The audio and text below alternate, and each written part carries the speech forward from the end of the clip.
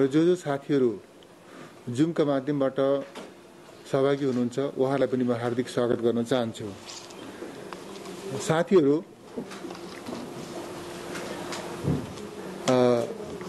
आगामी आर्थिक वर्ष 2078-79 का लागि प्रस्तुत गरिएको आय व्ययको अनुमान का बारेमा यहाँहरूले यथेष्ट मात्रामा आफ्ना मिडियाहरूमा स्थान दिइसक्नु भएको छ।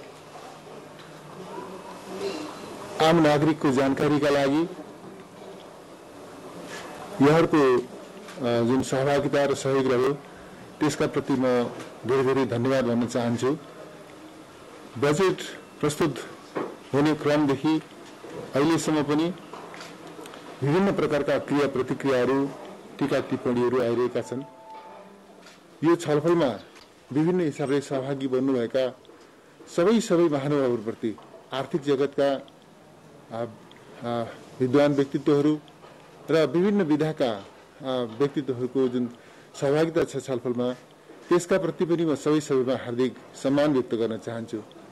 कसैका सुझावहरू छन्, कसैका आलोचनाहरू छन्, कसैका टिप्पणीहरू छन्, कसैका प्रशंसाहरू छन्।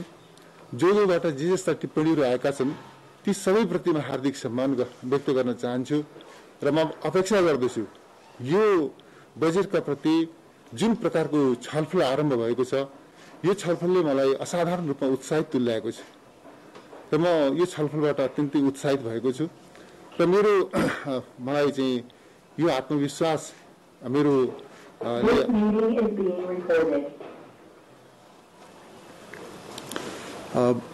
मेरो आत्मविश्वास अरु बढेको छ र खास गरिकन केही प्रश्नहरू, केही प्रसङ्गहरू यसबीचमा आएका छन्।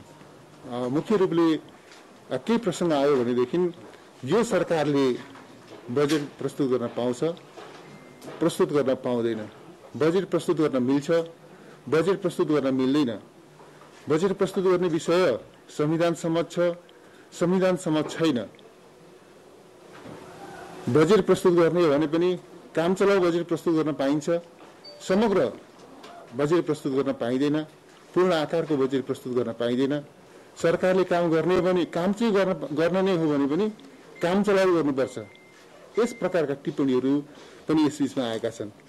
म व्यक्त विचारका प्रति फेरि पनि म सम्मान भन्न चाहन्छु र सँगसँगै म केही स्पष्ट गर्न चाहन्छु भने यो सरकारले जुन बजेट प्रस्तुत गरेको छ यो हाम्रो संवैधानिक व्यवस्था अन्तर्गतको बजेट हो। हाम्रो संविधानले जे प्रबन्ध गरेको छ तदनुकूल यो बजेट प्रस्तुत भएको छ। सरकार संविधानको सर्वोच्चताप्रति, कानुनको राजप्रति पूर्ण रूपले विश्वस्त छ, प्रतिबद्ध छ। त्यस अनुरूप नै हामी संविधानको प्रबन्ध अनुरूप यो बजेट लिएर आएका छौं।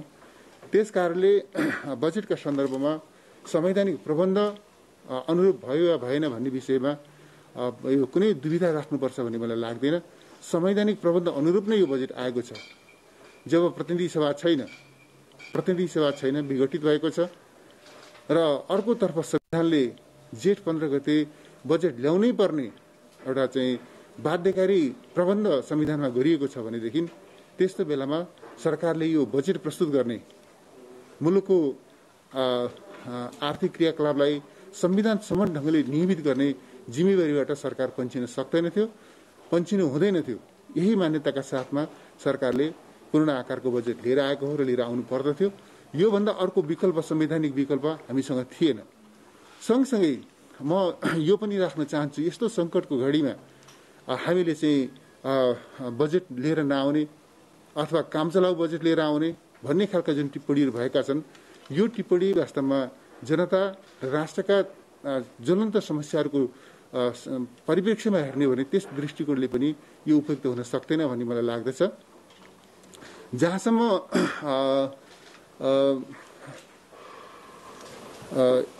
त्यस अर्थमा यो सन्दर्भमा हामीले चाहिँ बजेट लिएर आएका छौं। बजेटका सन्दर्भमा हिजोदेखि आजसम्मका छलफलहरू सुन्दा मैले धेरैतिरबाट विभिन्न क्षेत्रका सुझावहरू, टिप्पणीहरू सुन्दाखेरि मैले के पाएको छु भनेदेखि मूलतः बजेट राम्रो रहेको छ, सकारात्मक रहेको छ, यसले आजका समस्याहरू चिनेको छ, समाधान को दृष्टिकोण अघि सारेको छ, समाधानका कार्यक्रमहरू योजनाहरू प्रस्तुत गरेको छ भन्ने कोणबाटै सुझाव टिप्पणीहरू आएका छन्। त्यस अर्थमा मैले के देखिरहेको छु भनेदेखि सरस्वती सुन्दा आलोचनामा अभिव्यक्त भएका टिप्पणीहरूलाई सुन्दाखेरिमा केन्द्रित भएका टिप्पणीहरूलाई सुन्दा पनि एउटै मात्रै मैले टिप्पणी सुनिरहेको छु बजेटको कार्यान्वयनको प्रश्नमा। बजेटको कार्यान्वयन हुन सक्छ, बजेट राम्रो छ तर कार्यान्वयन हुन सक्छ भन्ने कोणबाट पनि टिप्पणीहरू आएका छन्। म भन्न चाहन्छु यो बजेट हामीले कार्यान्वयन गरेर देखाउँछौँ। कार्यान्वयन गर्ने योजनाका साथमा, कार्यान्वयन गर्ने प्रतिबद्धताका साथमा, त्यो सङ्कल्पको साथमा यो बजेट आएको छ। म यहाँहरू मार्फत सबै देशवासीहरूलाई आश्वस्त तुल्याउन चाहन्छु यो बजेट केवल सुनाउनका निम्ति होइन, कार्यान्वयन गर्नका निम्ति, बजेटमा निर्धारण गरिएका लक्ष्यहरू हासिल गर्नका निम्ति प्रस्तुत गरिएको हो भन्ने कुरामा म यहाँहरू मार्फत सबै देशवासीहरूलाई विश्वास दिलाउन चाहन्छु। मैले अहिले बजेटका विशेषताहरूका बारेमा, यसमा अन्तर्निहित पक्षहरूका बारेमा धेरै लामो टिप्पणी गर्नुपर्छ भन्ने मलाई लाग्दैन। मुख्य रूपले आज जसरी सिङ्गो विश्व समुदाय कोभिड-19 को प्रकोपबाट आक्रान्त छ, त्यसका विरुद्ध विश्व समुदाय लडिरहेको छ, नेपाल पनि त्यसका विरुद्धमा लडिरहेको छ। यो बजेटले मुख्य रूपले कोभिड महामारीको रोकथाम, नियन्त्रण र उपचारका विषयमा केन्द्रित हुनुपर्दथ्यो। त्यसै गरी हामी यसमा केन्द्रित भएका छौँ। म यहाँलाई विश्वास दिलाउन चाहन्छु जसरी हामी यो अहिले कोभिडले सृजना गरेको चुनौतीलाई सामना गर्ने सन्दर्भमा रोकथामको, उपचारको, नियन्त्रणको र उपचारको सन्दर्भमा यो बजेट केन्द्रित भएको छ। हामी रोकथाम, उपचार र नियन्त्रणका सन्दर्भमा जे जस्ता कार्यक्रमहरू प्रस्तुत गरेका छौँ, योजनाहरू प्रस्तुत गरेका छौँ, ती चिजहरूको प्रभावकारी ढङ्गले कार्यान्वयन गर्छौँ। र सँगसँगै हाम्रा सामनेमा अर्को एउटा महत्त्वपूर्ण अभिभार आएको छ कि खोपको शीघ्र प्रबन्ध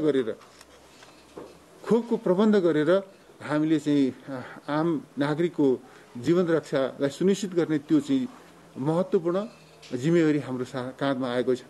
म यहाँलाई विश्वास दिलाउन चाहन्छु जसरी हामी यो कोभिड विरुद्धको लडाइँमा एउटा चाहिँ तुलनात्मक रूपले अग्रमोर्चामा रह्यौँ विगतको दिनमा पनि, आउने दिनमा पनि हाम्रो यो भूमिका अझ सशक्त, अझ प्रभावकारी हुन्छ। विशेष गरी खोपको उपलब्धताका सन्दर्भमा म यहाँलाई यो विश्वास दिलाउन चाहन्छु जसरी हामी दक्षिण एसियामा खोपको दोस्रो प्रयोगकर्ता मुलुक भएका थियौँ, दक्षिण एसियामा खोप प्रयोग गर्ने दोस्रो मुलुक भएका थियौँ, हामीले आम खोप सुविधा उपलब्ध गराउनु पर्ने, खोप सेवा उपलब्ध गराउनु पर्ने, प्रत्येक नागरिकलाई खोप दिलाउने त्यो अभियानमा पनि हामी तुलनात्मक रूपले अग्रपङ्क्तिकै देश हुनेछौँ। म यहाँहरूलाई यो विश्वास दिलाउन चाहन्छु। त्यही तयारीका साथमा सरकार सम्पूर्ण सामर्थ्यका साथमा नागरिकको जीवन रक्षाको विषयलाई सर्वोच्च प्राथमिकतामा राखेर जीवन रक्षाको प्रश्नभन्दा ठूलो अर्को कुनै अभियान हुन सक्दैन भन्ने जिम्मेवारी बोधका साथमा कोभिडका विरुद्धको लडाइँलाई अगाडि बढाउन प्रतिबद्ध छ। हामी रोकथाम, नियन्त्रण र उपचारको प्रश्नमा सम्पूर्ण सामर्थ्य परिचालित गर्छौँ। कोभिड विरुद्धको खोपको उपलब्धताका प्रश्नमा हामीले हाम्रो सम्पूर्ण तागत लगाउँछौँ र हामीले नेपाली जनताको, नेपाली नागरिकको जीवन रक्षाको जिम्मेवारी पूरा गर्छौँ। त्यो अठोटको साथमा, त्यो प्रतिबद्धताको साथमा सरकार प्रस्तुत भएको छ भन्ने कुरा म यहाँलाई राख्न चाहन्छु र म यो विश्वास यहाँहरूलाई दिलाउन चाहन्छु, यहाँहरू मार्फत सबै दिदीबहिनी दाजुभाइहरूलाई दिलाउन चाहन्छु कि कोभिडका विरुद्धको खोपको सन्दर्भमा हामीले असाधारण पहलकदमी लिएर सबै सम्भावनाहरूको सदुपयोग गर्दै हामीले खोप सेवा उपलब्ध गराउने काममा आउने दिनमा हामी केन्द्रित भएर लाग्छौँ। यस हिसाबले बजेट आएको छ र बजेटले जुन प्रकारको दिशानिर्देश गरेको छ, खास गरी कोभिड विरुद्धको लडाइँको सन्दर्भमा, नागरिकको जीवन रक्षाको सन्दर्भमा त्यसको प्रभावकारी कार्यान्वयन गर्दै नागरिकको जीवन रक्षामा हामी केन्द्रित हुन्छौँ भन्ने विषयमा म यहाँलाई विश्वास दिलाउन चाहन्छु। त्यस्तै गरी अर्को महत्त्वपूर्ण प्रश्न हाम्रो चाहिँ राहत, सहुलियत र आर्थिक पुनरुत्थानको विषय हो। हामीले हाम्रो अर्थतन्त्रलाई यो कोभिडका विरुद्धको लडाइँलाई प्रभावकारी बनाउँदै यो कोभिडबाट प्रभावित नागरिकलाई राहत, सहुलियत प्रदान गर्दै र हाम्रो अर्थतन्त्रलाई पुरानै लयमा फर्काउने विषयमा यो बजेट केन्द्रित भएको छ। अर्थतन्त्रका विविध क्षेत्रहरूमा जे जस्ता समस्याहरूको सामना गर्नु क्षेत्रहरूले जे जस्ता समस्याहरूको सामना गर्नु परेको छ ती प्रत्येक समस्याको समाधानका निम्ति स्पष्ट दृष्टिकोण योजनाका साथमा बजेट एलोकेसनका साथमा हामीहरू प्रस्तुत भएका छौँ र मेरो विश्वास के छ भनेदेखि यो बजेटको कार्यान्वयनसँगै हामीले चाहिँ एकातर्फ नागरिकको जीवन रक्षा कोभिड विरुद्धको लडाईँमा सफलता र नागरिकको जीवन रक्षामा हामी ऐतिहासिक उपलब्धि आर्जन गर्नेछौँ भने अर्कोतर्फ आर्थिक क्षेत्रमा जे जस्तो चाहिँ चुनौतीको सामना मुलुकले गर्नु परिरहेको छ आर्थिक जगतका चुनौतीहरूको सामना गर्दै हामीले हाम्रो अर्थतन्त्रलाई पुरानै लयमा फर्काउने र यसलाई गतिशील तुल्याउने र हामी एउटा समृद्धिको यात्रालाई फेरि नयाँ गतिमा अगाडि बढाउने त्यस अभियानमा हामीले सफलता प्राप्त गर्न सक्छौँ भन्ने त्यो आत्मविश्वासको साथमा यो बजेट प्रस्तुत भएको छ भन्ने बेहोरा यहाँलाई राख्न चाहन्छु र कार्यान्वयनको सन्दर्भमा म दोहोऱ्याएर भन्छु यो सरकारले यो बजेट कार्यान्वयन गर्छ यसमा कुनै पनि प्रकारको दुविधा राख्नुपर्ने आवश्यकता छैन मैले यहाँहरू मार्फत भन्न चाहन्छु हामी हिजो बजेट प्रस्तुत गरेका छौँ आज यहाँहरूसँग छलफलमा सहभागी भएका छौँ भोलिदेखि नै अलग अलग मन्त्रालयसँग सम्बन्धित योजनाहरूका बारेमा कार्यक्रमहरूका बारेमा कार्यान्वयनको के भनेदेखि विषयमा अर्थ मन्त्रालयसँग जुन दृष्टिकोण छ जुन प्रस्ताव छ त्यसका आधारमा हामी सबै मन्त्रालयहरूसँग अलग अलग ढङ्गले छलफल गर्दै कार्यान्वयनको एउटा चाहिँ अभियानलाई तीव्रता दिएर अगाडि बढ्छौँ भन्ने कुरामा म यहाँहरूलाई विश्वास दिलाउन चाहन्छु यति कुरा राखेर केही जिज्ञासाहरू पनि आएका छन् खास गरिकन यो सरकार चुनावी सरकार हो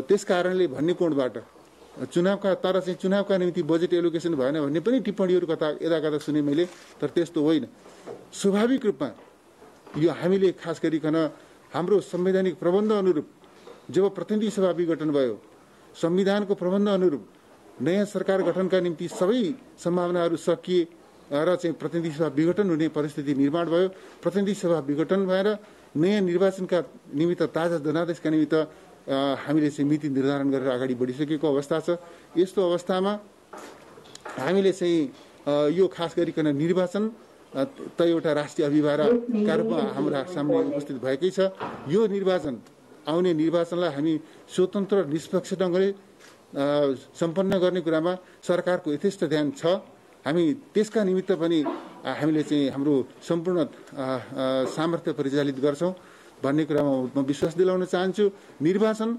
लोकतन्त्रको प्राण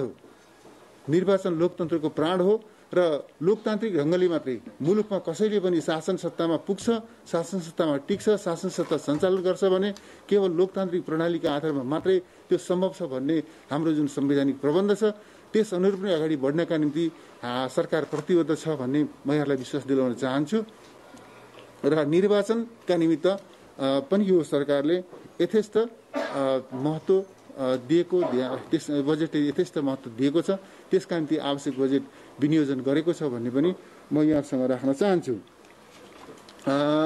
यसबाहेक विभिन्न विषयहरूमा यो विषयगत हिसाबले मन्त्रालयगत हिसाबले विभिन्न कार्यक्रमहरू र के भनेदेखि तिनको निमित्त विनियोजन गरेका विषयहरूका बारेमा मैले डिटेलमा केही भन्नुपर्छ भन्ने मलाई लाग्दैन र अहिले खास गरिकन म साथीहरूसँग यो चाहिँ यति कुरा राखिरहँदाखेरि म सञ्चार जगतको पनि जिज्ञासाहरू सुन्न चाहन्छु र यहाँहरूको जिज्ञासा सुनिसकेपछि फेरि छलफलमा सहभागी हुने गरिकन मैले चाहिँ आफ्नो भनाइलाई अहिलेलाई यहाँ विश्राम दिन चाहन्छु धन्यवाद अब मान्य अर्थमन्त्रीले आफ्नो धारणा राखिसक्नु भएको छ म पत्रकार साथीहरूलाई आफ्ना विषय सान्दर्भिक केही जिज्ञासाहरूको लागि अनुरोध गर्न चाहन्छु पहिला यीबाट लिउँ त्यसपछि भर्चुअल मिन्सबाट जोडिनु भएको साथीहरू आफ्नो नाम परिचय र आबद्ध संस्थाको नाम राखेर भनिदिनु होला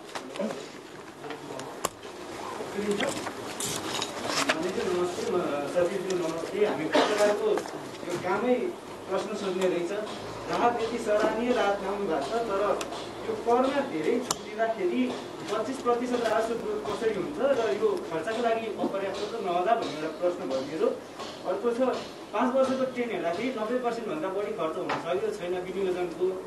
यसपालि फेरि टार्गेट ठुलै छ, टार्गेट ठुलै राख्दाखेरि तान्दै बढी खर्च भइहाल्छ भने टार्गेट ठुलो राख्ने हो कि सँगसँगै आयातित वस्तुमा चाहिँ अलिकति प्रोत्साहन दिएको देखिन्छ, यसबाट व्यापारीहरूलाई फाइदा हुने भयो, आयात प्रोत्साहन किन गरियो भन्ने प्रश्न भयो एउटा। अर्को चाहिँ वित्तीय हस्तान्तरण जोडेर चाहिँ अर्थ मन्त्रालयले अलिकति चलाही गरेछ, चालु खर्च चाहिँ पहिले सबै त्यसमा हुने पुँजीगत खर्च पनि चालु खर्चमै जोडिन्थ्यो, वित्तीय हस्तान्तरण राखेर अहिले अलिक चलाही गर्न खोजिया हो भन्ने प्रश्न गयो। Thank you. म रबिन पौडेल सिंहदरबारबाट। सुमन बन्द कान्तिपुर टेलिभिजनबाट।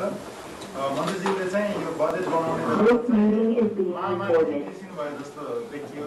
पहिलो र दोस्रो चरणले चाहिँ आर्थिक क्रियाकलाप चाहिँ शिथिल रहिरहेको अवस्थामा चाहिँ 10 अर्ब 24 अर्ब चाहिँ राजस्व उठाउने भन्ने एउटा प्रक्षेपण चाहिँ के आधारमा त्यो देखियो। र दोस्रो कुरा चाहिँ प्रतिपक्षले पनि भनिरहेको छ यो रोग रिजाउनको लागि चाहिँ मन्त्रीले मन खुलाएर नै मतदाता रिजाउने गरिजाउनु भन्ने पनि कुरा यसमा पनि अलिकति प्रश्न पारिदिनु होला। र अर्को चाहिँ यो आर्थिक वृद्धि 6.5% को प्रक्षेपण गर्नुभएको छ, यसका आधारहरू के छ एक दुई दिनमा भनिदिनु होला। धन्यवाद। जस्तो मन्त्रीज्यू अर्थमन्त्रीज्यू जस्तो पोलिटिकली रूपमै तपाईँको बजेटलाई अस्वीकार गर्ने भनेर आज नेपाली कङ्ग्रेस, माओवादी केन्द्र, माधव नेपाल समूह एमाले, उपेन्द्र यादव समूह जसपा र राष्ट्रिय जनमोर्चाका शीर्ष नेताले हस्ताक्षर गरेका छन् र भनेका छन् यो सरकारलाई बजेट ल्याउने अधिकारी छैन, किनभने संसद पुनर्स्थापनाको मुद्दा यदि अदालतमा विचार दिन्छ र यो सरकार भनेको चाहिँ अब पुनः सरकार पनि होइन, त्यसले चाहिँ अब 1 वर्ष काम गर्न पनि पाउँदैन। तपाईँले मौसममा चुनाव गराउने भनेर घोषणा गर्नुभएको छ, कार्तिकको अन्तिम र मौसमको पहिलो साता कसरी तपाईँले पूर्ण बजेट ल्याउनुभयो, त्यो अधिकार छ कि छैन। तपाईँले ल्याएको पूर्ण बजेटलाई मेजर पोलिटिकल पार्टीले कन्डेम गरेको छ। र अब तपाईँले बजेटको कार्यान्वयनका चुनौतीहरू के देख्नुहुन्छ? पहिलोपटक मेजर पोलिटिकल पार्टीले यो बजेटको एगस्टमा चाहिँ एकदम हस्ताक्षर सुरु गरेका छन् र भनेका छन् प्रधानमन्त्री शेरबहादेउवा हो, शेरबहादेउवा प्रधानमन्त्री बन्दैछ भनेर पनि उनीहरूले भनेका छन्। हामीले अदालतमा अगाडि सारे बेला किन ल्यायो भनेका छन्। अब पोलिटिकल रूपमा तपाईँ कसरी खुसी गर्नुहुन्छ, यसलाई कसरी कार्यान्वयन गर्नुहुन्छ? म नवराज पाली टेलिभिजनबाट।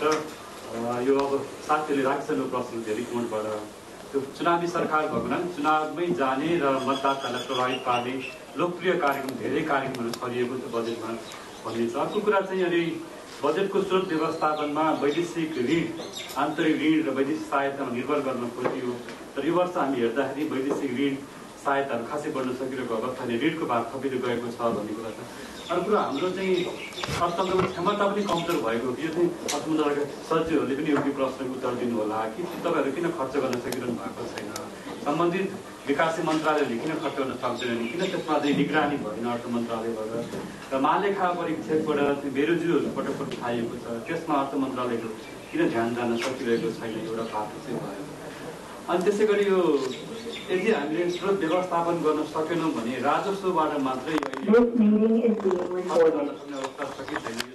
यहाँले अर्थ मन्त्रालयबाट नि यस्तो प्रश्न आइदिएको राम्रो हुन्छ। र राष्ट्रको गौरवता पनि भएको हुनाले विशेष कोभिडको महामारीमा परेका साना मझौला रुग्ण भएका उद्योगहरू जसले श्रमिक मजदुरहरूलाई निर्भर रहेर त्यहाँबाट चाहिँ आय आर्जन चाहिँ अगाडि बढाउनु पर्ने अवस्था छ, त्यस्ता खालका साना मझौला व्यवसायलाई रूपान्तरण गर्ने, आर्थिक उत्थान गर्ने खालको अथवा सहुलियत ब्याङ्कको कर्जामा अथवा कुनै पनि खालको सहुलियत प्याकेजहरू के आएको छ त्यो पनि प्रश्न पार्न जान्छ। अरू साथीहरू जुमतिर जाउँ कि क्या त्यसो? जुमबाट जोडिनु भएका साथीहरू। सर, यो अध्यादेशबाट आएको यो बजेटको आयोप्रति र यसको वैधानिकताप्रति र संसद पुनर्स्थापना भयो भने पूरक बजेट ल्याउन मिल्छ कि मिल्दैन भन्ने एउटा क्वेसन। अर्को चाहिँ यसको स्रोत व्यवस्थापन के हो बजेटको? म चाहिँ Sita Pokharel prime minister.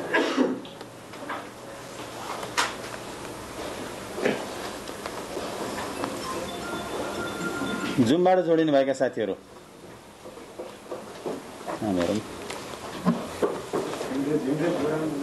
Hand raise भएको हेरौँ, तलबाट रेज भएको 61 जना गर्नु रहेछ। कति जोडिनु भएको 61 जना हुनुहुन्छ। तल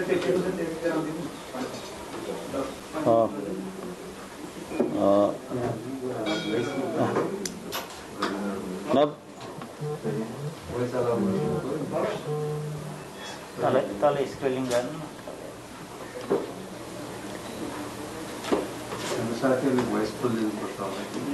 भोइस खोलेको छ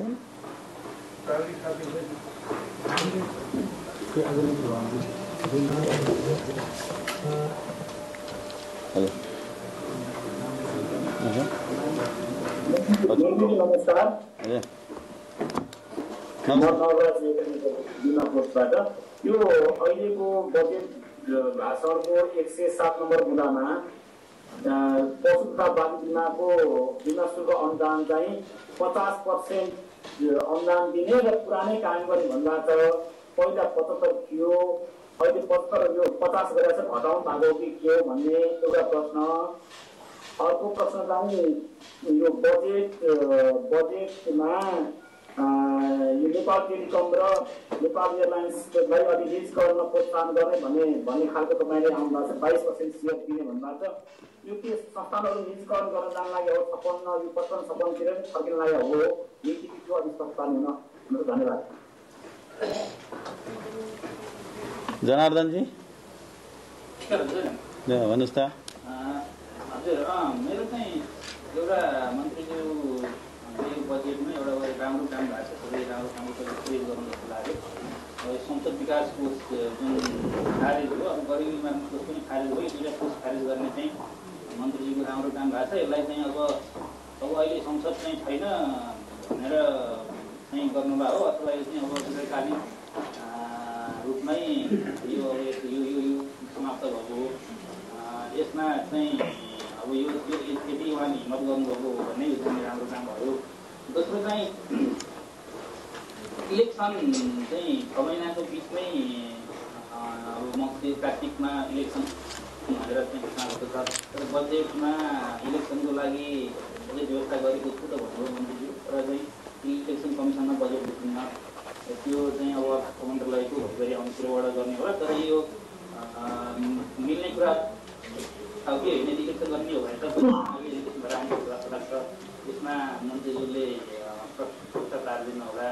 अर्को महत्त्वपूर्ण कुरा चाहिँ यो खास गरी पर्सनल व्यक्तिगत इन्कम ट्याक्स बजेटले चाहिँ कम्पनी कर्पोरेसनहरूलाई धेरै चाहिँ सुविधाहरू दिएको देखियो, तर चाहिँ एकदम निम्न आय वर्गका मानिसहरूलाई जुन इन्कम ट्याक्सको चाहिँ जुन स्ल्याबहरू हो त्यो चाहिँ यो मिनिमम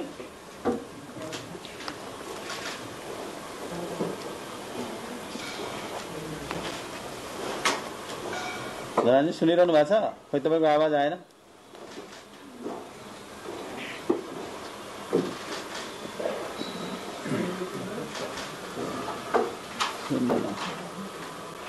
सुन्ने न, ल अब यतिमै छोड्नु पर्यो। उत्तम काप्रे।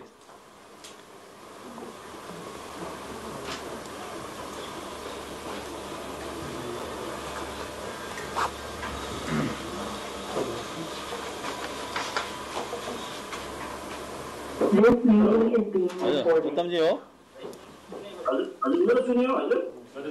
गजेन्द्रजी हजुर नमस्कार। मन्त्रीज्यू नमस्कार। मलाई चाहिँ इकोनोमिक जर्नलिस्ट यो चाहिँ तपाईँको बजेटलाई साँच्चै सराहना गरिरहेको छु। पहिले चाहिँ किनभने गत आर्थिक वर्षमा नै मैले आर्थिक पत्रकारको रूपमा चाहिँ यस्तो खाले बजेटको अपेक्षा गरेको थिएँ। एउटा रेडियोमा पनि मैले कुरा बोलेको थिएँ। तपाईँले रिक्स लिनुभयो। धेरैजना चाहिँ अर्थमन्त्रीहरूले यस्तो कठिन अवस्थाको बेलामा यो टाइपको बजेट बनाउने रिक्स लिँदैनन्। तपाईँलाई धेरै धेरै धन्यवाद। तर अघि पनि तपाईँ आफैले पनि भन्नु, बजेटको कार्यान्वयनसँग जोडिएको कुरामा तपाईँ कन्फर्म छैन भन्ने कुरामा प्रश्न उठिरहेछ। किनभने सर्वोच्च अदालतमै यस विषयमा प्रश्नहरू उठिरहेछन्। र मेरो अहिले मेजर कन्सर्नको विषय र मैले तपाईँलाई गर्न चाहेको प्रश्न चाहिँ संविधानले चाहिँ के भन्छ भने संविधानमा संसद नभएको बेलामा करका दरहरू प्रस्तावित गर्न पाइँदैन, करका नयाँ करहरू लागू गर्न पाइँदैन भने अब यो अवस्थामा तपाईँले नयाँ करका दरहरू प्रस्तावित गर्नुभएको छ। आर्थिक अध्यादेशहरू पट्टाएर हेर्दैछु धेरैवटा चेन्जेसहरू तपाईँले भन्सार र अन्तःशुल्कमा खास गरी चेन्जेसहरू गर्नुभएको छ। अब यो करहरूको विषयमा संसद नभएको बेलामा तपाईँले अब एउटा करको त प्रसारित गर्नुभयो, त्यो त तपाईँको भोलि लिगल्ली च्यालेन्जेबल कुरा हुने भयो, नम्बर 1। नम्बर 2 चाहिँ मेरो अर्को कुरा चाहिँ तपाईँलाई मैले गर्न चाहेको प्रश्न र अर्थ मन्त्रालयका अधिकारीहरू कसरी झुक्किनु भयो भन्ने कुरामा यो गरिबी निवारण कोष भन्ने चाहिँ 2060 सालमा गरिबी निवारण कोष ऐन अन्तर्गत दर्ता भएको एउटा संस्था थियो। यो दर्ता यो खारेजी गर्नलाई 2074 सालमै निर्णय भइसक्यो, प्रोसेस अगाडि बढिसक्यो। वर्तमान सरकारले धेरै काम अगाडि बढाएको थियो। अब मन्त्रीज्यूको बजेट भाषणमा यसलाई खारेज गर्ने भनियो, तर गरिबी निवारण कोष ऐन संस्थाको त्यस्तै छ। त्यो ऐन खारेज नगरिकन यो संस्था स्वामित्व खारेज गर्न मिल्दैन भन्ने प्रश्न उठिरहेको छ। यो दुईटा मेरो मुख्य जिज्ञासाहरू हुन्। धन्यवाद। कृष्ण रिजालजी।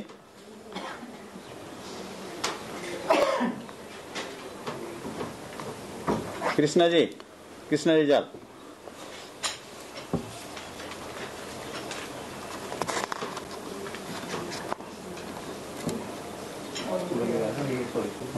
उहाँको शून्य छैन जस्तो भयो। रविन्द्र साईजी, सेतो पार्टी।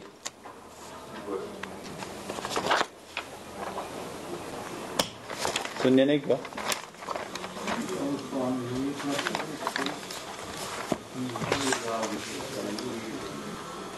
रविन्द्र जी।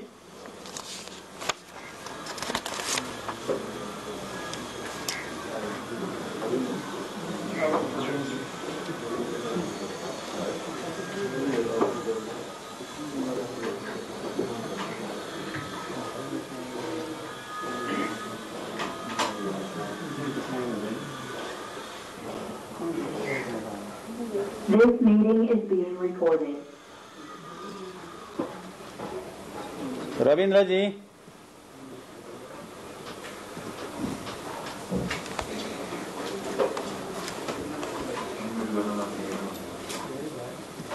हाँ हजुर भाइ रविन्द्र जी।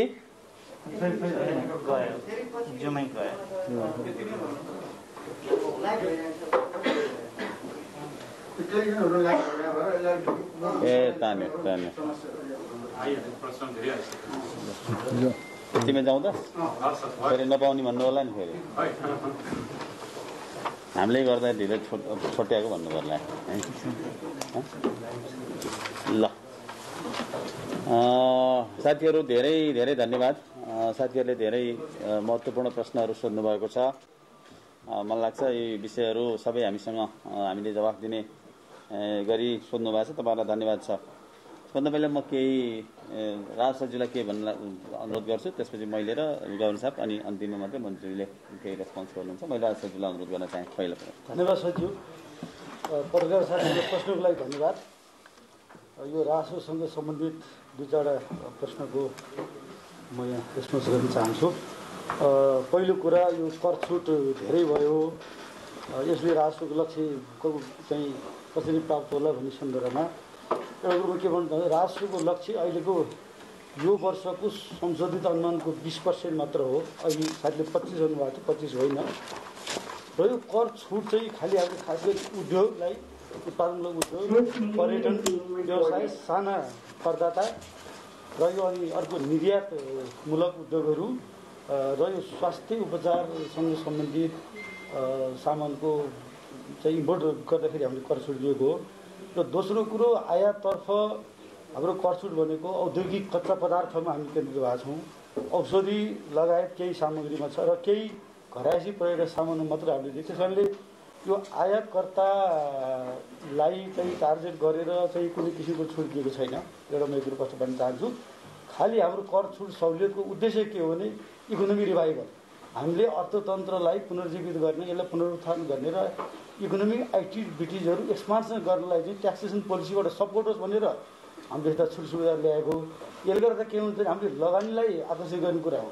लगानी बढ्छ, नयाँ उद्योग आउँछ, नयाँ नयाँ व्यवसायहरू फस्टाउँछ भने स्वतः हाम्रो के हुन्छ, रेभेन्यू पनि वृद्धि हुन थाल्छ। त्यसैले इकोनोमिकलाई रिभाइभल गर्ने हाम्रो उद्देश्य हो। त्यो रिभाइभल हुन साथै रेभेन्यू वृद्धि हुन्छ। त्यस कारण यो कुरो तपाईँले बताएँ मैले। दोस्रो कुरो,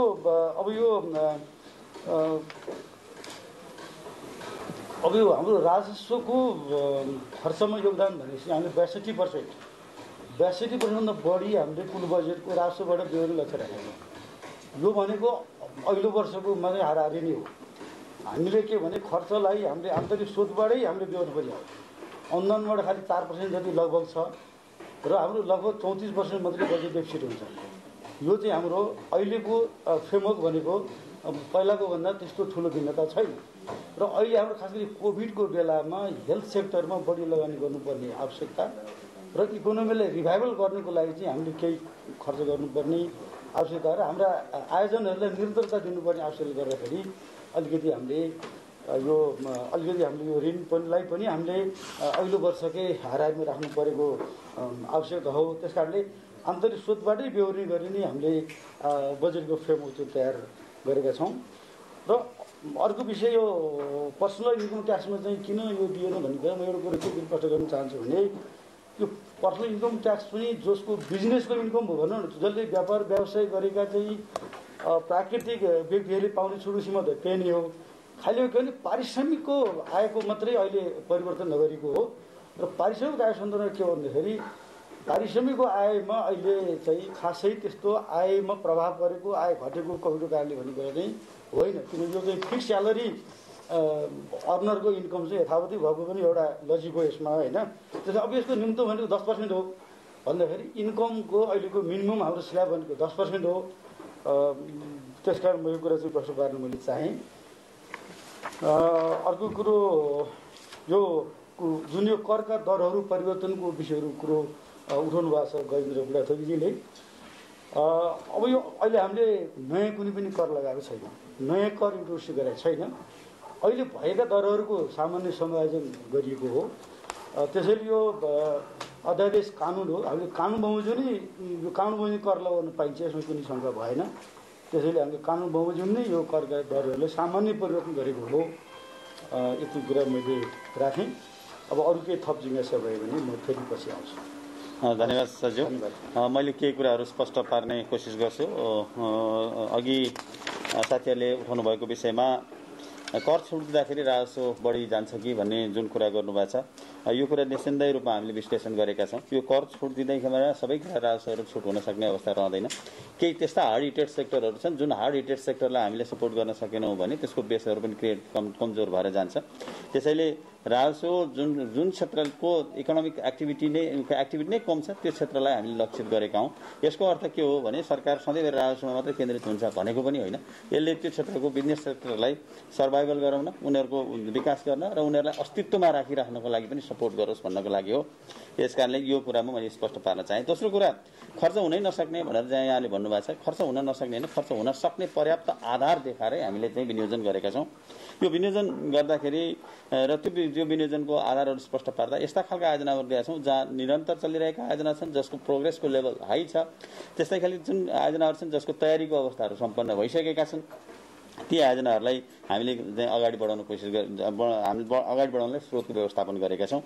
त्यसो खर्च हुन सक्ने आधार, बलियो आधार के छ भने जुन बेलामा हामी लकडाउन पछिको अवस्थामा हाम्रो इकोनोमिक एक्टिभिटीले जुन लय पक्रिएको थियो छोटो समयमा, हामी यो खोपको निरन्तरता पछि हामी त्यो अवस्थालाई फेरि पुनः ब्याक गर्न सक्छौँ भन्ने आधारमा नै हामीले चाहिँ त्यो कुरा हो। माननीय मन्त्रीले अघि नै भनिसक्नु भएको छ, खोपलाई हाम्रो पहिलो प्राथमिकता राखेका छौँ। खोप आउने बित्तिकै हाम्रा इकोनोमिक एक्टिभिटिज, जनरल लाइफहरू एज नर्मल हुन्छन्। त्यो नर्मल भएपछि हामीले के गर्न सक्छौँ भने खर्च गर्न सक्छौँ, विकासका क्रियाकलाप सञ्चालन गर्न सक्छौँ भन्ने आधारमा हामीले यो खर्चलाई यसरी विनियोजन गरेका, त्यसलाई चाहिँ व्यवस्थित गर्न खोजेका।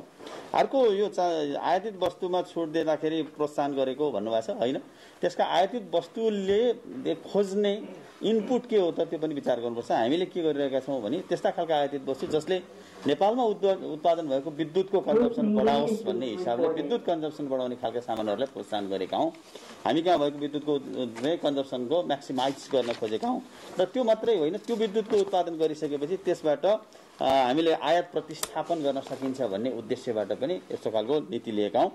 यहाँले वित्तीय हस्तान्तरण देखाएर चालु रूपमा देखाएर बढेको हो कि भन्नुभएको थियो। तपाईँकै प्रश्नले नै जवाफ आफैमा दिइसकेको जस्तो मलाई लाग्छ। विगतमा वित्तीय हस्तान्तरणभित्र रहेका सबै चालु खर्चहरू सबै चालु थिएनन्, ती पुँजीगत प्रकृतिका खर्चहरू थिए। त्यो पुँजीगत प्रकृतिका खर्चहरूलाई नि चालुमा रेकर्डेड गरिसकेपछि त्यसले के देखाउँछ भने वास्तविक तथ्याङ्क देखाउँदैन थियो। अहिले हामीले वास्तविक तथ्याङ्क देखाउने प्रणाली स्थापित गरेको हो। यसले लुकाउन नभइकन झन् बढी के हुन खोज्यो भने कति खर्च भएछ त रियल सेन्समा भन्ने कुराको आधार दिन्छ। त्यसैले मलाई लाग्छ यो वित्तीय हस्तान्तरणको नयाँ पहल यो प्रयोग हो। यो नयाँ प्रयोगले हामीलाई यथार्थमा कति पुँजीगत र कति चालु खर्च भयो भन्ने कुराको झन् स्पष्ट मार्गचित्र दिन्छ अथवा त्यसको रिपोर्टिङ दिन्छ भन्ने लाग्छ। अर्को सुमनजीले भन्नुभएको कुरामा महामारीबाट बिर्सेकै हो भनेर भन्नुभएको छ। हामीले महामारी बिर्सेको होइन सुमनजी। तपाईँले 4 महिनाको पछिल्लो चाहिँ अवस्थालाई विश्लेषण गर्नुभयो भने हामी यही 4 महिनाको बिचमा पनि 1 वर्षमा राखेको लक्ष्य चाहिँ करिब करिब भेट्टाउन सक्ने अवस्थामा पुगेका थियौँ। मैले अघि नै पनि निवेदन गरेँ, अब हामी खोपको निरन्तरता र खोपको व्यापकतापछि हाम्रो इकोनोमिक एक्टिभिटीलाई फेरि पुनर्जीवित गर्छौँ भने त्यसले फेरि के गर्छ भने राजस्व सङ्कलनलाई निसन्देह रूपमा योगदान गर्छ। त्यसैले नै हामीले राजस्व सङ्कलनको लक्ष्य त्यही अनुसारले निर्धारण गरेको हो। यसमा कुनै राजस्व नबढ्ने हो कि अथवा महामारीले प्रभाव पर्छ कि भन्ने कुरालाई हामीले अहिलेको सर्ट टर्म फेनोमेना होला तर लङ टर्म फेनोमेना हुन सक्दैन भन्ने हाम्रो अनुमान छ। अब 1, 2, 3 गरेर 6.5% को आर्थिक वृद्धिको आधार के हो भनेर तपाईँले सोध्नु भएको छ। 6.5% को आर्थिक वृद्धिको आधार चाहिँ मैले सानोमा मात्र उदाहरण दिएँ। जब कार्तिक महिनापछि हाम्रा इकोनोमिक एक्टिभिटी हुँदा हामी 4% को आर्थिक वृद्धि हासिल हुन सक्ने अवस्थामा थियौँ चालु आर्थिक वर्षमै। यसले के देखाउँछ भने हाम्रो इकोनोमी चाँडै रिभाइभल हुन्छ भन्ने कुराको आधार त्यो आधार छ। दोस्रो, हामीले के गर्यौँ चालु आर्थिक वर्षको बजेट मार्फत नै राहत र पुनरुत्थानका कार्यक्रमहरू यति सञ्चालन गर्यौँ, आर्थिक पुनरुत्थानका कार्यक्रमहरू सञ्चालन गरे घोषणा गरेका छौँ। त्यो पुनरुत्थानका कार्यक्रमले के गर्छ भने उत्पादन बढाउन सक्छ। त्यो कार्यक्रमले के गर्न सक्छ भने रोजगारी सृजना गर्छ, इकोनोमिक एक्टिभिटीलाई बुस्टअप गर्न सक्छ। त्यसैको आधारमा नै हामीले के गर्यौँ भने 6.5% को आर्थिक वृद्धि यसले गर्ने हाम्रो लक्ष्य राख्यौँ। तेस्रो कुरा, हाम्रो इकोनोमीको चाहिँ अहिले पछिल्लोचोटि तपाईँले हेर्नुभयो भने खोल्ने बित्तिकै के हुन्छ भने एग्रिगेट डिमान्डहरू बढेर आउँछ। त्यो डिमान्डले चाहिँ के गर्दै जान्छ भने इकोनोमीलाई झन् साइक्लिक बनाउँदै जान्छ। त्यसबाट पनि हामीले के गर्न सक्छौँ भने ग्रोथहरू प्राप्त गर्न सक्छौँ। त्यसैले नै हामीले जानी बुझी राष्ट्र ब्याङ्कले गरेको अध्ययन समेतका आधारमा हामीले के गरेका हौँ भने 6.5% को आर्थिक वृद्धिको लक्ष्य राख्यौँ। त्यसैले म के कुरामा कन्फिडेन्स छु भने हामी सहजै रूपमा यो अवस्था चाहिँ 6.5% चाहिँ आर्थिक वृद्धि हासिल गर्न सक्छौँ। किन भन्दा हाम्रो पछाडिको कमिटमेन्टको ब्याकिङ लजिक के छ भने खोप दिइसकेपछि आर्थिक गतिविधिलाई फेरि पुनः सुचारू गरेर लिएर जान्छौँ भन्ने आधारमा हो। अर्को नवराजजीले भन्नुभएको कुरामा चाहिँ मैले धेरै कुराहरू मान्य मन्त्रीले पनि दिनुहुन्छ, राजनीतिक रूपमा दिनुपर्ने जवाफहरू। मैले चाहिँ स्रोत व्यवस्थापनको कुरामा यहाँलाई म के आश्वस्त गराउन चाहेँ भने हामीले फिस्कल फ्रेमवर्कलाई खलबलिन नदिकन हामीले स्रोत व्यवस्थापनको प्रयास गरेका छौँ। गत वर्ष कुल हाम्रो चाहिँ बजेटको करिब हामी कति थियौँ भने हाम्रो बजेटमा गत वर्ष चाहिँ हाम्रो अंश चाहिँ करिब 35.61% चाहिँ वैदेशिक र आन्तरिक ऋणबाट थियो भने अहिले हामीले त्यसलाई घटाएर 33.94 मा पारेको छौँ। भनेको गत वर्षभन्दा प्रोग्रेसिभ ढङ्गबाट अगाडि बढेका छौँ। र सँगै जिडिपीसँग क्यालकुलेसन गरेर हेर्ने हो भने पनि हाम्रो जिडिपीसँग क्यालकुलेसनको चालु वर्षको लागि हेर्ने हो भने यो प्रक्षेपित कुल ग्राहस्थ उत्पादनको 11.59% मात्रै हुन आउँछ, जबकि यो अंश गत वर्षको 12.22% थियो। त्यसैले हामीले यो फ्रेमवर्कलाई नभत्किने गरी इन्टरनेसनल्ली एक्सेप्टेड भएको मानकमा आधारित भएर हामीले यस्तो खालको चाहिँ ऋण र आन्तरिक सहायताको परिचालन गर्न खोज्यौँ। दोस्रो कुरा मैले के पनि जवाफ गर्न खोजेँ भने हामीले राखेको यो सहायताको अंशमध्येको यो नेटिङ पनि हिसाब गर्नुपर्ने हुन्छ। हामीले कति खर्च चाहिँ यो रिपेमेन्टमा खर्च गर्छौँ भन्ने पनि हेर्नुपर्छ। त्यो नेटिङबाटै हेर्ने हो भने अहिले 539 अर्ब चाहिँ यहाँहरूले आन्तरिक र बाह्य गरेर देख्नुहुन्छ। 250 आन्तरिक, 309 गर्दाखेरि 359 अर्ब जति 559 अर्ब छ। त्यसमध्येबाट करिब 109 देखि 110 अर्ब जति चाहिँ हामी के गर्छौँ भने सामग्री ब्याज तिर्न भुक्तानी गर्छौँ। यसले गर्दा हामीले परिचालन गर्ने भनेको त्यही 440-30-40 जति मात्रै हुन आउँछ। जुन हामी डेट स्टकिङ चाहिँ हुन्छ त्यो डेट स्टकिङको अंश त्यति हुन्छ। त्यसैले मलाई हामी के कुरामा विश्वस्त छौँ भने यो फिस्कल फ्रेमवर्क चाहिँ अहिलेको अवस्थामा भत्किन दिँदैनौँ, खलबलिन दिँदैनौँ। त्यसैबाट नै हामी चाहिँ के गर्न सक्छौँ भने उत्पादनशीलता अभिवृद्धि गर्न सक्छौँ भन्ने लाग्छ। र अर्को कुरो, यो आर्थिक कार्यवित्त वित्तीय उत्तरदायित्व ऐनले आन्तरिक ऋण चाहिँ विकासका क्रियाकलापमा खर्च गर्नुपर्ने कानुनी प्रबन्ध गरेको छ। त्यसैले हामीले उठाएको जुन 250 अर्ब छौँ त्यो 250 अर्ब केमा खर्च गर्छौँ भन्दा विकास आयोजनाहरू खर्च गर्छौँ, पुँजीगत प्रकृतिका आयोजनाहरू खर्च गर्छौँ। त्यो सँगसँगै वैदेशिक सहायताबाट प्राप्त हुने आयोजनाहरू प्रोजेक्ट टाइड छन्, जसले के गर्छ भने अधिकांश विकास आयोजनाहरू सञ्चालनका लागि हामी त्यो पैसा खर्च गर्छौँ। यसले हामीले लिएको रिसोर्सेस, हामीले लिएको स्रोतहरू, हामीले लिएको त्यो सहायताहरू केमा भन्दा हामीले लिएको सहायताहरू मूलतः केमा परिचालन हुन्छ भने विकास आयोजनाहरूको सञ्चालन, जसको माध्यमबाट आर्थिक वृद्धिलाई तीव्रता प्रदान गर्नको लागि सहयोग हुन्छ, त्यतातिर हामी परिचालन गर्छौँ। मैले यो कुरा गरेँ। अब अर्थतन्त्रको क्षमता र खर्च किन बढेन भने नवराजीको क्वेसनमा खर्च बढाउनको लागि हाम्रो प्रयास जारी छ। हामी जुनसुकै अवस्थामा पनि अर्थ मन्त्रालयले लाइन एजेन्सीहरूलाई प्रभावकारी रूपमा परिचालन गर्ने, उहाँहरूलाई सहयोग गर्ने, सहजीकरण गर्ने र वित्तीय व्यवस्था र वित्तीय प्रबन्धहरूलाई चाहिँ सहज बनाउनको लागि क्रियाशील रहेका छौँ। आगामी आर्थिक वर्षकै लागि हेर्नु हो भने हामीले बजेट मार्फत केही 4-5 वटा कुराहरू उल्लेख गरेका छौँ, जसले आयोजना कार्यान्वयनलाई तीव्रता दिन्छ। एउटा कार्यविधिहरू बनाउनको लागि अब क्याबिनेट जान्न नपर्ने व्यवस्था गरेका छौँ। अर्थ मन्त्रालयको सहमति सम्बन्धित मन्त्रालयले गर्न सक्छ। दोस्रो, हामीले 5 अर्बभन्दा ठुला 5 अर्बभन्दा बढी लगानी हुने ठुला आयोजनाहरूलाई यो एसपीभी स्पेशल पर्पज भेहिकल्सको माध्यमबाट हामी कार्यान्वयनको अगाडि बढाउने गरी एउटा चाहिँ संयन्त्रको व्यवस्था गरेका परिकल्पना गरेका छौँ। त्यसका माध्यमबाट खरिद सम्बन्धी व्यवस्था, वातावरणीय कानुन लगायतका अन्य कानुनमा छुट्टै कानुन निर्माण गरेर त्यो आयोजनाको कार्यान्वयनलाई तीव्रता दिने गर्ने कोसिस गरिरहेका छौँ।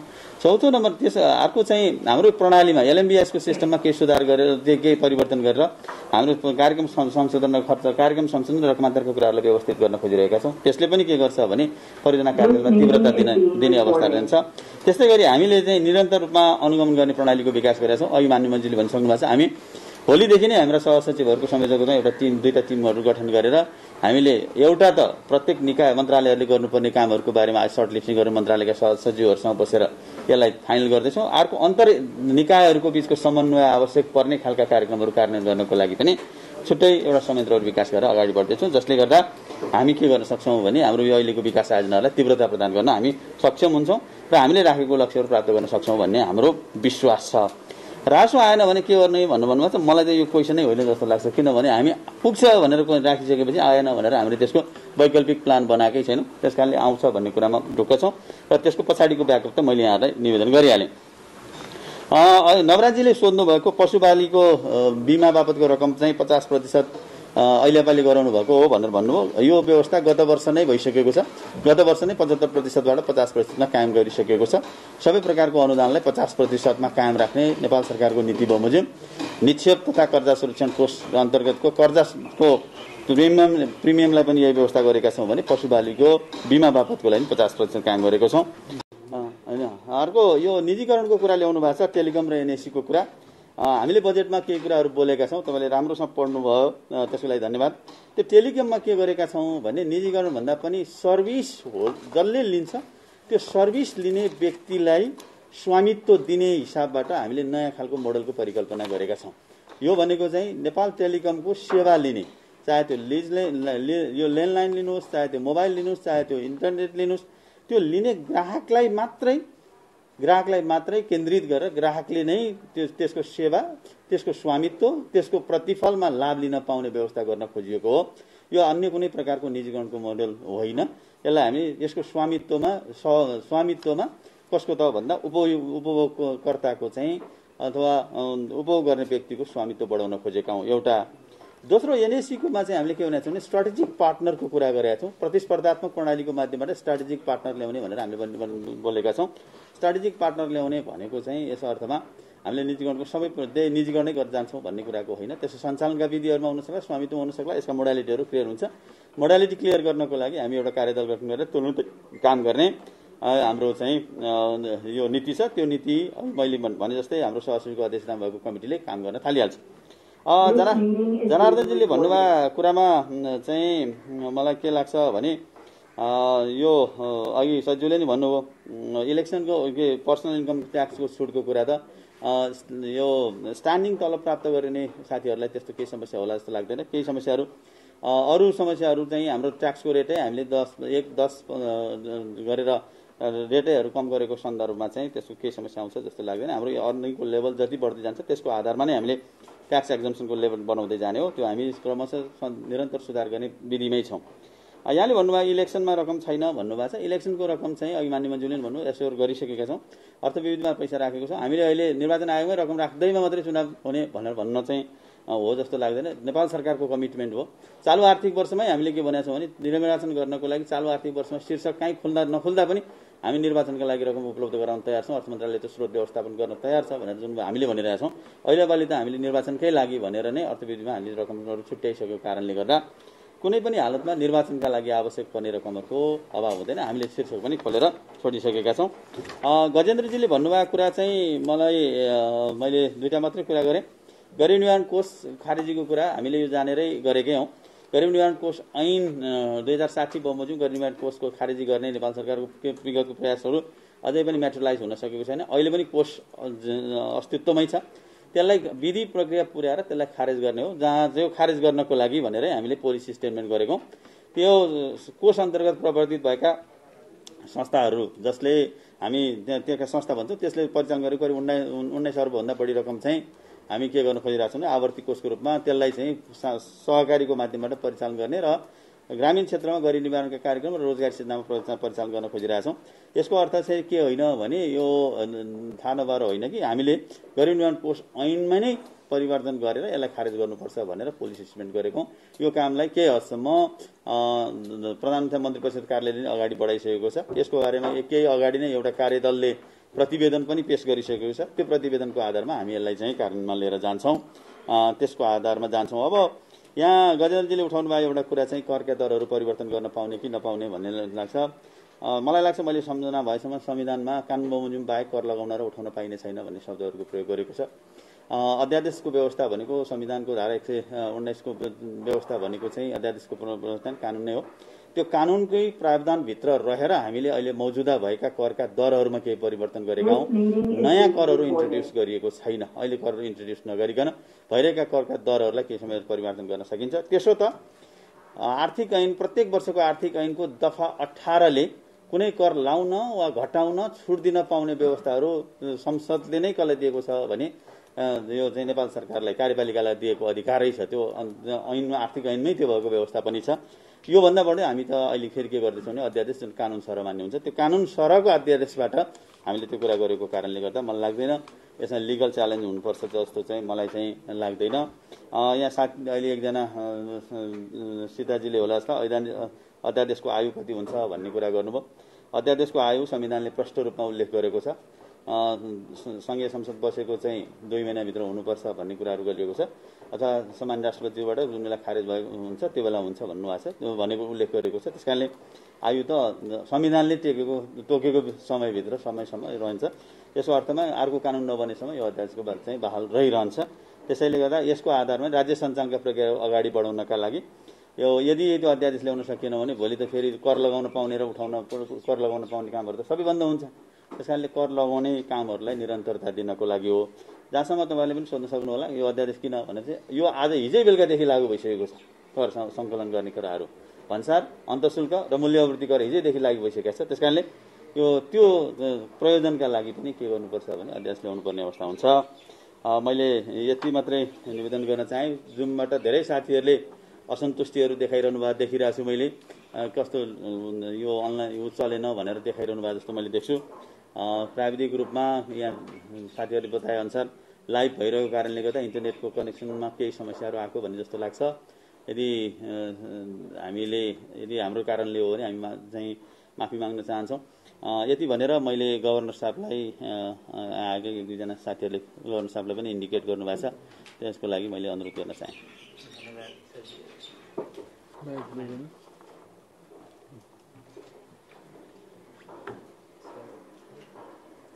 मान्य मन्त्री सचिवहरू,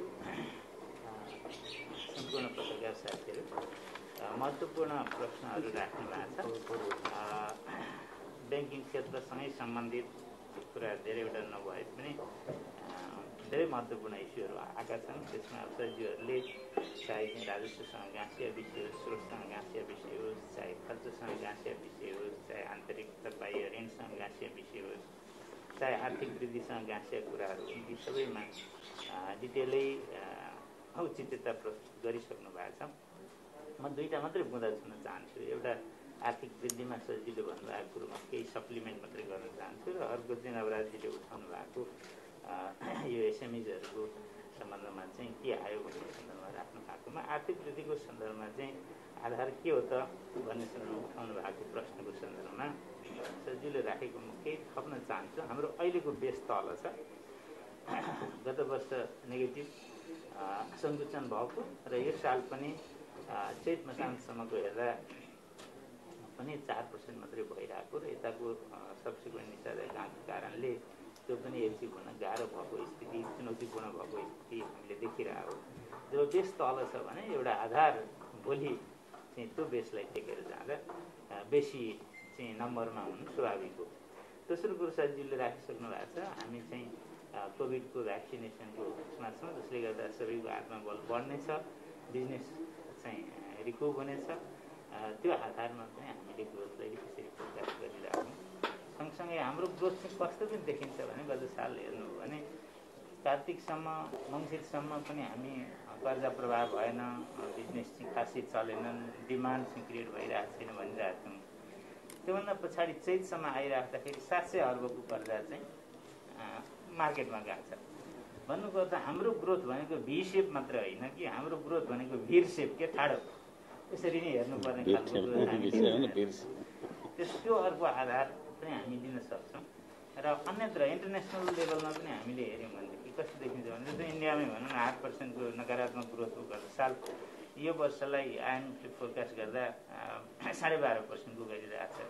फिचले गर्दा 12.8 गरिरहेको छ। होला त्यहाँ त्यो विधि महामारी त्यहाँ पनि भइरहेको अवस्था छ, त्यसले असर त गर्ला। तर अघिल्लो वर्ष चाहिँ घटिरहेको अवस्थामा चाहिँ नेक्स्ट इयर चाहिँ एक खालको छुट्टै बोनस ग्रोथ हुने ट्रेन्ड इन्टरनेसनली जुन छ, यी आधारमा पनि हामीले चाहिँ 6.5 को फोरकास्ट गरिरहेको। जहाँसम्म लघु घरेलु तथा साना उद्योगहरूलाई के आयो त भन्ने सन्दर्भमा यहाँले उठाउनु भएको विषय छ। बजेटमा धेरै ठाउँमा यो कुराहरू छ। बजेटको मुद्दा नम्बर 64-65 यहाँले हेर्नु हो भने यहीसँग गाँसिएको कुरा छ। 50 अर्बको व्यावसायिक निरन्तरता कर लास्ट इयरबाट मात्रै सुरु भएको विषय यो वर्ष त्यसले चाहिँ निकै नै पिकअप गर्ने छ। हामीले हेरिराख्दाखेरि गत साल त्यसका आफ्नै लिमिटेसन भए, हामीले अरू प्रडक्ट मार्फत त्यसको काम लियौँ। खास गरी ब्याङ्किङ सिस्टममा चाहिँ हामीले 20% र 10%को एडिसनल क्रेडिट इन्हान्समेन्ट गर्न पाउने व्यवस्था राष्ट्र ब्याङ्कबाटै मन्जुर पोलिसीबाट गरिदिएको कारणले यसको बेनिफिट त्यहीँबाट पाए तिनीहरूले। त्यसले गर्दा यो धेरै युटिलाइज भएन, तर आउने वर्ष चाहिँ यो बेसीभन्दा बेसी युटिलाइज हुन्छ।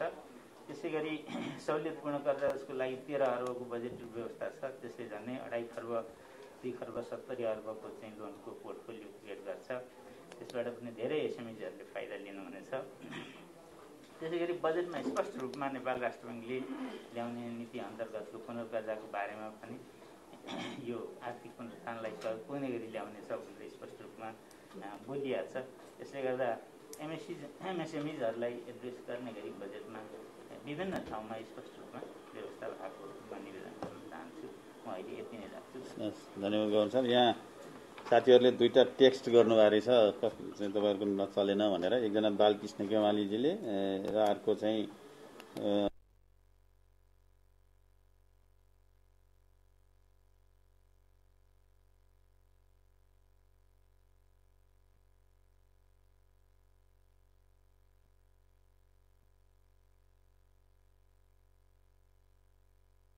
अवस्थाले धान्न सक्ला, भोलिपछि यसलाई सस्टेन गराउन सकिएला भन्नुभएको छ।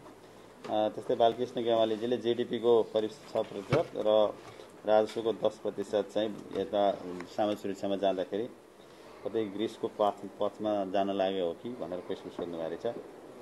त्यस्तै गरी एकजना साथीले अर्थतन्त्र.com को साथीले चाहिँ निर्वाचनको विषयमा त्यसको रकम जान्न चाहेको भन्नुभएको रहेछ। अब जवाफ दिइसकेकोले भनिरहनु परेन भन्नुभएको छ। मैले दुईवटा कुरा गरेर मान्य अर्थमन्त्रीलाई हस्तान्तरण गर्छु।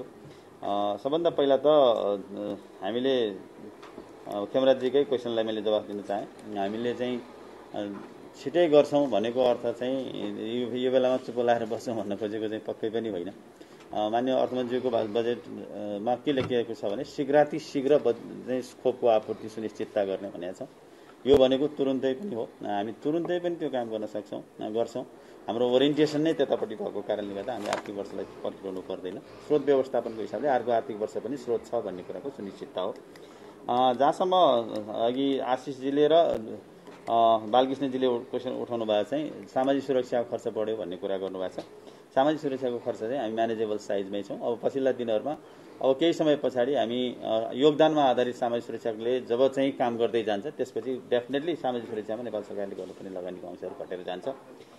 यो सामाजिक सुरक्षाले कुनै हदसम्म कुनै बेलामा चाहिँ महामारीमाबाट पीडित भएकालाई क्यास ट्रान्सफर गर्नुपर्छ भन्ने एउटा मान्यता रहिरहेको सन्दर्भमा हामीले त्यो क्यास ट्रान्सफरको अवस्थालाई पनि मध्यनजर राखेर यसलाई व्यवस्थित गर्न खोजेको हौँ।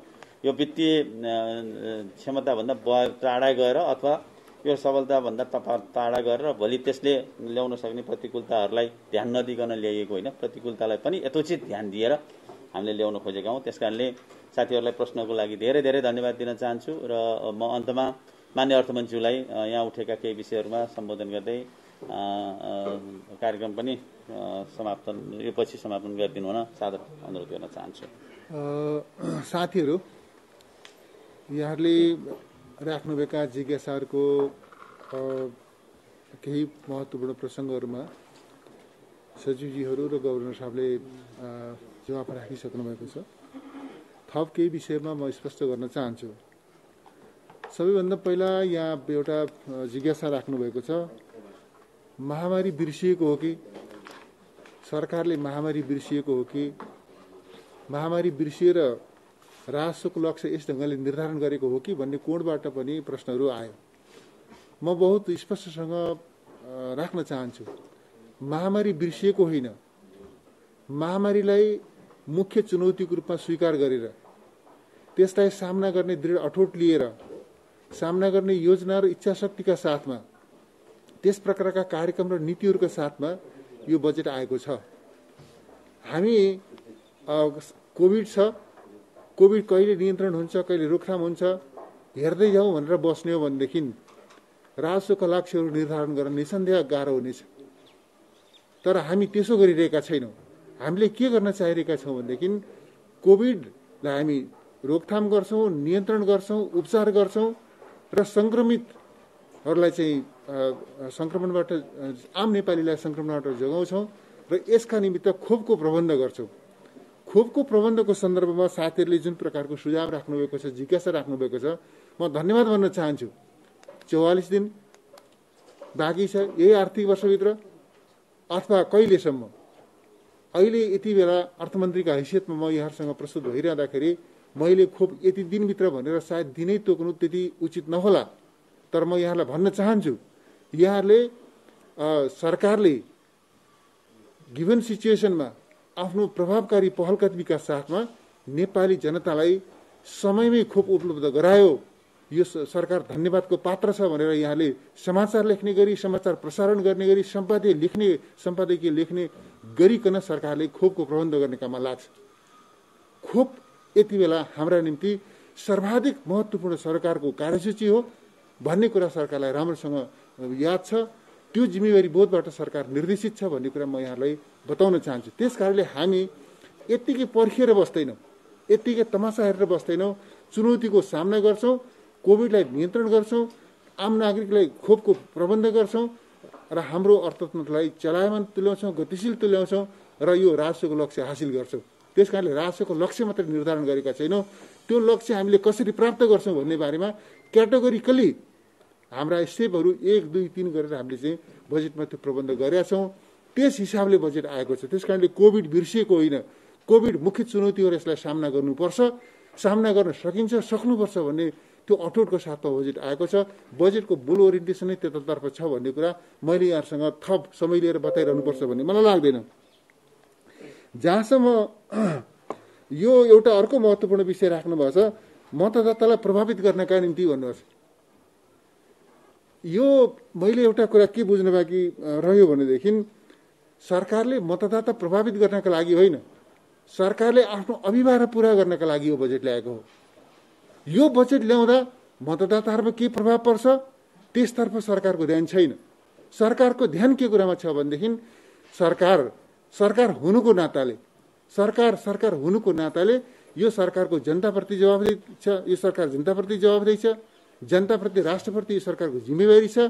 त्यो जिम्मेवारी सम्पादन गर्नका लागि, त्यो जिम्मेवारी पूरा गर्नका लागि हामीले यो बजेट लिएर आएका हौँ। त्यस कारणले जनतालाई प्रभावित गर्नका लागि होइन, जनता र राष्ट्रका प्रति यो सरकारको काँधमा जुन अभिभार छ, जुन जिम्मेवारी छ, त्यो जिम्मेवारी पूरा गर्नका निम्ति हामीले यो बजेट लिएर आएका हौँ र यो जनताप्रति जवाबदेही भएको नाताले हामीले यो बजेट लिएर आएका हौँ। त्यस कारणले म यो कुरा स्पष्ट गर्न चाहन्छु। हो, एउटा बुझ्न नसकेको गुत्थी के छ भनेदेखि जनता प्रभावित हुन्छन्, जनतामा सरकारको सकारात्मक प्रभाव जान्छ भनेर जनताप्रतिको जिम्मेवारीबाट सरकार पन्छिनुपर्छ। सरकारले चाहिँ कुनै राम्रा काम राम्रा कार्यक्रम अघि सार्नु हुँदैन, कार्यान्वयन गर्नु हुँदैन भन्ने कोणबाट जुन टिप्पणीहरू आएको छ, म यस्तो टिप्पणीलाई कुनै जवाब दिनुपर्छ भन्ने पनि म ठान्दिनँ। र म यो पनि स्पष्ट गरौँ, हामी सरकारमा छौँ, यति बेला हामी कुनै उफिएर कुनै संवैधानिक प्रक्रियालाई ओभरटेक गरेर हामी यो सरकारमा आएका होइनौँ र यो सरकारलाई प्राप्त भएको जनादेश खण्डित भएको पनि छैन। म यहाँलाई के स्पष्ट गरौँ भनेदेखि यो सरकार कुनै उफ्रिएर ओभरटेक गरेर संवैधानिक व्यवस्थालाई उछिनेर क्रस गरेर यो सरकारमा आएको होइन। संवैधानिक प्रक्रियाबाट यो सरकारमा छ र यो सरकारलाई प्राप्त भएको जनादेश अर्को कुनै ढङ्गले खण्डित पनि भएको छैन। र तेस्रो कुरो म स्पष्ट गर्न चाहन्छु, यो सरकारलाई पनि, यो सरकारमा रहेको सत्तारूढ दललाई पनि जनताका माझमा जान, जनताको विश्वास जित्ने त्यो अधिकार छ। त्यस अर्थमा यहाँले जुन बजेटको कार्यान्वयनको प्रश्न उठाउनु भएको छ, चुनावपछि पहिलो कुरो त सरकारलाई स्थिरतामा निरन्तरतामा बुझ्नुपर्छ, सरकारलाई निरन्तरतामा बुझ्नुपर्छ पहिलो कुरा। दोस्रो कुरो, चुनावपछि पनि यो सरकारमा रहेको सत्तारूढ दललाई जनताको विश्वास जित्ने त्यो अरू दलहरूलाई जस्तै यो दललाई पनि अधिकार छ। त्यस अर्थमा हाम्रो विश्वास पनि हो कि हामीले यो बजेट प्रस्तुत गरेका छौँ, यो बजेट कार्यान्वयन गर्न सक्छौँ, जनताको विश्वास जितेर कार्यान्वयन गर्न सक्छौँ भन्ने त्यो अठोटका साथमा हामीहरू यो बजेट लिएर आएका छौँ। त्यस हिसाबले बुझ्नका निम्ति पनि म यो आग्रह गर्न चाहन्छु। रह्यो ऋषिजीले के राख्दै हुनुहुन्थ्यो, जानुभयो खै? हजुर,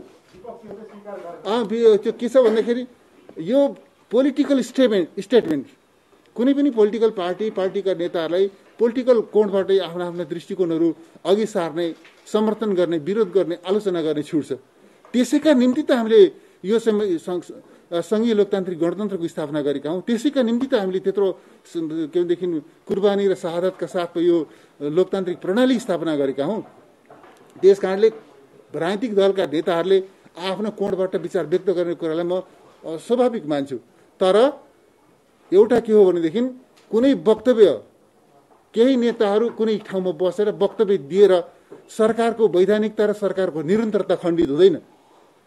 सरकार संवैधानिक प्रक्रियाबाट बन्छ, सरकार संवैधानिक प्रक्रियाबाट रिप्लेस हुन्छ र संवैधानिक प्रक्रियाबाट चाहिँ मात्रै चाहिँ सरकार बन्ने वा विस्थापित हुने हुन्छ। त्यस कारणले केही नेताहरू केही ठाउँमा बसेर केही स्टेटमेन्ट दिँदैमा यो सरकारको वैधानिकता, यो सरकारको वैधानिक हैसियत त्यो खण्डित हुँदैन, खण्डित भएको छैन भन्ने कुरा म स्पष्ट गर्न चाहन्छु। त्यस कारणले त्यस प्रकारको टिप्पणीका प्रति, स्टेटमेन्टका प्रति मैले थप भन्नुपर्ने कुरा केही छैन।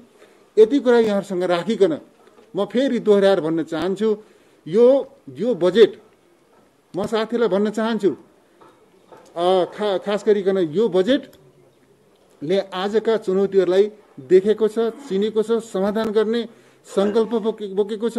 त्यस प्रकारको योजना, दृष्टिकोण, कार्यक्रम अघि सारेको छ। त्यस हिसाबको रिसोर्स एलोकेसन गरेको छ। त्यस हिसाबले यो बजेट आएको छ। बजेट कार्यान्वयन म साथीहरूलाई यो साथीहरूको शङ्कालाई, कतिपय साथीहरूले व्यक्त गर्नुभएको शङ्कालाई बजेट राम्रो छ तर कार्यान्वयन हुन्छ त भन्ने यो चाहिँ जिज्ञासालाई पनि म सम्मान गर्न चाहन्छु। राम्रो छ भनेर टिप्पणी गर्नुभएकोमा म हार्दिकतापूर्वक आदर सम्मान पनि व्यक्त गर्न चाहन्छु, धन्यवाद पनि भन्न चाहन्छु। सँगसँगै म यो विश्वास दिलाउन चाहन्छु, तपाईँहरूसँग यो प्रेसमा यस ढङ्गको फेस टु फेस यो पहिलोपटक होइन, हिजो पनि हामीले गरेका थियौँ, भोलि पनि गर्नुपर्छ। भोलि पनि यहाँले चाहिँ जिज्ञासा राख्नुहुन्छ र त्यो जिज्ञासाको जवाफ दिनका निम्ति फेरि पनि उपस्थित हुनुपर्छ। त्यस अर्थमा त्यो जवाबदेहिताका साथमा म भन्न चाहन्छु, यो बजेट हामीले कार्यान्वयन गर्छौँ। बजेटमा निर्धारण गरेका लक्ष्यहरू हामीले हासिल गर्छौँ। त्यस कारणले यो सुनाउनका निम्ति होइन, कार्यान्वयन गर्नका निम्ति अघि सारिएको बजेट हो। यो समस्या हेर्ने दर्शक बन्नका निम्ति होइन, समस्या समाधान गर्ने अभियानको नेतृत्वकर्ताका हैसियतले यो सरकारले यो बजेट ल्याएको छ। त्यस हिसाबले हामीले यो बजेट प्रस्तुत गरेका छौँ। त्यस अर्थमा बजेटप्रति हामी जवाफदेही छौँ र र प्रस्तुत बजेटको कार्यान्वयन हुने कुरामा म यहाँलाई आश्वस्त हुनका लागि म हार्दिक रूपमा आग्रह गर्न चाहन्छु र आउने दिनमा म पत्रकार साथीहरूलाई यो पनि आग्रह गर्न चाहन्छु, यहाँहरूको रचनात्मक सुझाव खास गरिकन बजेट कार्यान्वयनका सन्दर्भमा मैले अहिलेसम्म सुन्दाखेरि बजेट नराम्रो भयो भनेर खासै टिप्पणी आएको सुनिनँ। बजेट राम्रै छ तर कार्यान्वयन हुन्छ कि हुँदैन, कार्यान्वयन हुन्छ कि हुँदैन भन्ने प्रश्न त बजेट प्रस्तुत हुँदा त स्वाभाविक रहन्छ नै, तर कार्यान्वयन हुन्छ कसरी भन्ने विषयमा अघि पनि साथीहरूले चर्चा गर्नुभयो। हामी व्यवस्थित कार्ययोजनाका साथमा दैनिक कार्यतालिका बनाएर यो बजेट कार्यान्वयनका निम्ति अगाडि बढ्छौँ। मैले भनिहालेँ, हिजो बजेट प्रस्तुत भएको छ, आज चाहिँ यहाँहरूसँग हामी अन्तर्क्रियामा छलफलमा सहभागी छौँ। भोलिदेखि नै हामीले बजेट कार्यान्वयनका सन्दर्भमा व्यवस्थित कार्ययोजना बनाएर अगाडि बढ्दैछौँ र यो बजेट कार्यान्वयन गर्ने र बजेटले निर्धारण गरेका लक्ष्यहरू हासिल गर्ने आज जुन प्रकारको कोभिडले जुन प्रकारको च्यालेन्ज सृजना गरेको छ नागरिकको जीवन रक्षाको प्रश्नमा र आर्थिक पुनरुत्थान र अर्थतन्त्रलाई गतिशील तुल्याउँदै समाजलाई समृद्धितर्फ लिएर जाने प्रश्नमा ती चुनौतीहरूको सामना गर्दै मुलुकलाई अगाडि लिएर जाने त्यो सरकारको अठोटमा यहाँहरूको रचनात्मक सुझाव, सहयोग र ऐक्यबद्धताका निम्ति पनि म हार्दिक रूपमा अपिल गर्न चाहन्छु। यति भनिकन यो आजको छलफलमा सहभागी हुनुभएका सबै पत्रकार साथीहरूलाई धेरै धेरै धन्यवाद भन्दै, जो साथीहरू यहाँ प्रत्यक्ष रूपमा उपस्थित हुनुभयो उहाँहरू सबैलाई पनि, जो साथीहरू जुम प्रविधिको माध्यमबाट जोडिनुभयो उहाँहरू सबैलाई पनि धेरै धेरै धन्यवाद भन्दै मैले आफ्नो भनाइ अन्त्य गर्छु र सँगसँगै यो आजको हाम्रो पत्रकार भेटघाट पनि यही सकिएको जानकारी निवेदन गर्दछु। धन्यवाद।